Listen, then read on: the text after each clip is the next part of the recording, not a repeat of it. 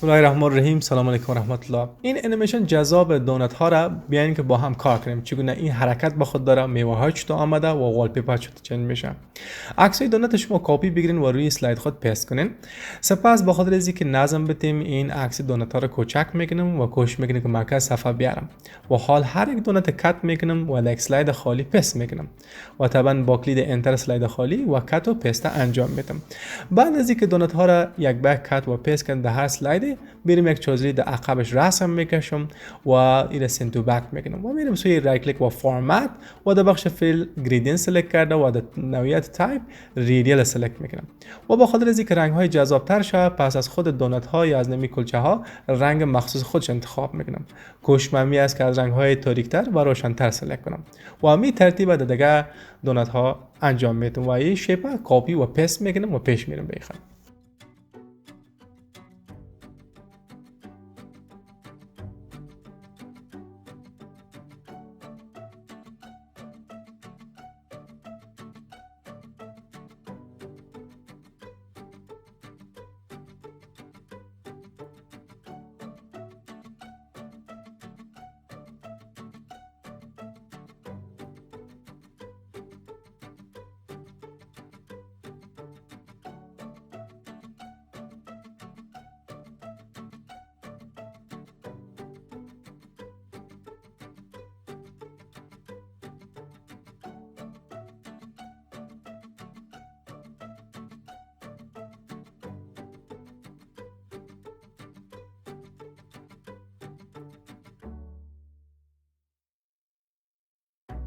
در مرحله بعدی از این دونات یک کپی گرفته و کوچک میکنم در یک کنار سمت چپ قرار دادیم و عین کپی در سمت راست. کنترل بگیرین و کش کنین با شما دوپلیکیت میشه و کپی و پست میکنم در هر اسلایدی که بتونم از این دونات ها برم. فقط در اسلاید اول از سمت راست و در اسلاید آخر از سمت چپ پاک میکنم و دونات اساسی که در مرکز از کپی میگیرم و در هر یکی دیگه که اسلاید بعدی ما هست در سمت چپ میره پست میکنم. یعنی مین دونات کپی بگیرین در اسلاید سمت راست بعدی پرتین اما کپی کنین در قبلی پرتین چون ما میخوایم در انیمیشن سمت چپ حرکت کنه و می شکل شما کپی و پست خود ادامه میدین. دونات اصلی را کپی بگیرین و در سمت راست دونات صفحه بعدی خود پستش کنین.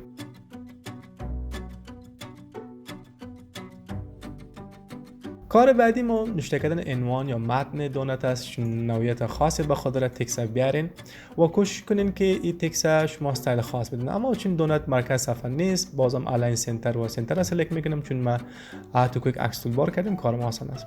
متنش نشون میکنم دیجا استایل متن خود دیجا بریتانیکا سلکت میکنم. شما به هر نوعیت استایل تکستی که خوش دارین یکش سلکت کنین. بریتانیکا بولد ما سلکت کردیم و تایپ میکنم اسمش کارمل اسمش است و سایز باش میتونم و اپر کیس سلکت میکنم و استایل تکست هم قسمی که دوست دارین انتخاب کنم و از پریست آخرین پریست در سمت راست سلکت میکنم و این تکست کپی پست در هر یکی اسلایدی رو پست میکنم و اسم دونات یا نوع دونات خود نشون میکنم.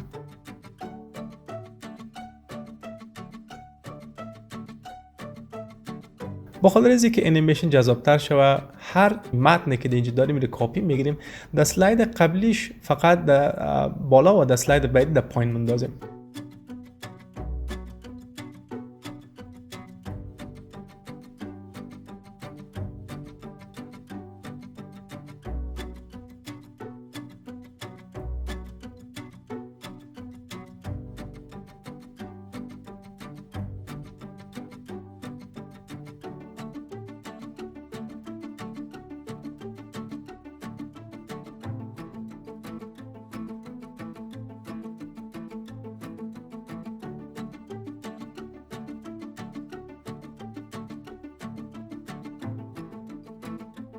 سایز تکست کوچکتر میکنم و با پاورپاینت در هر جایی که تکست بیرونی از صفحه دارم اینو کوچک میکنم یعنی اپلای دیزاین میکنم چون میخوام از کوچک به بزرگ تبدیل شه.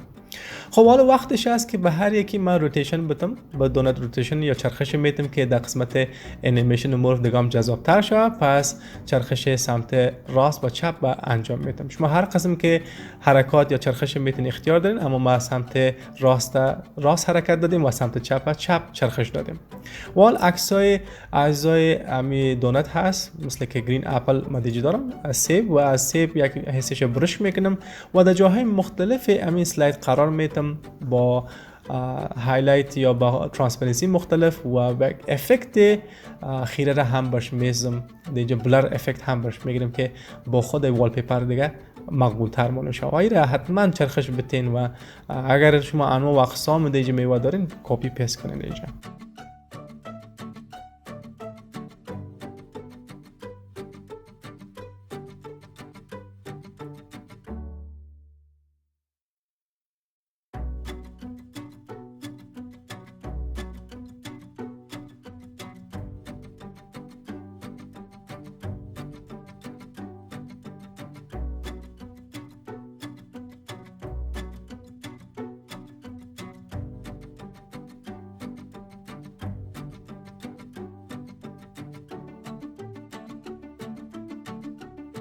خب این نوع میوه ها رو در سلاید اولی یا قبلیش مندازیم و بیرون از صفحه قرار میدیم، چون میخوایم وقتی که در صفحه داخل شدیم اونها دیگه جمع شدن داخل صفحه بیان.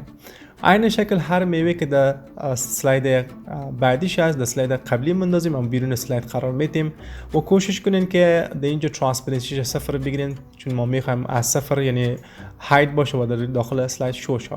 پس کپی بگیرین میوه‌جات در سلاید قبلی پیست کنین اما بیرون سلاید پرتین. خیلی جذاب میشه، یک انترنس خیلی جذاب مفته که داخل سلاید به شکلی معرفی میشه و به خاطر اگزیت هم کوشش میکنیم ان شاء الله که در اگزیت هم این کارا انجام بدیم، چون سلاید بعدیش ما هم بازم میوه را کپی میکنیم و در سلاید بعدی وقتی که پیست کردیم خارج از صفحه قرار میدیم که در اگزیت هم یعنی وقتی که این سلاید ختم میشه اینا از خود انیمیشن داشته باشه.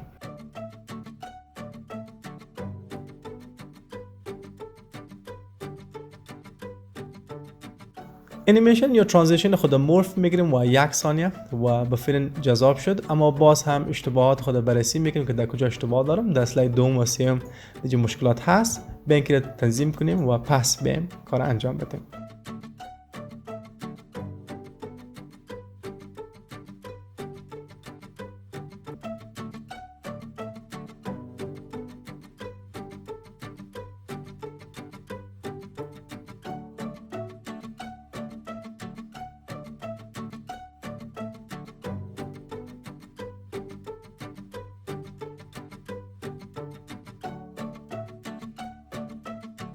این بود طریق ساخت دونت.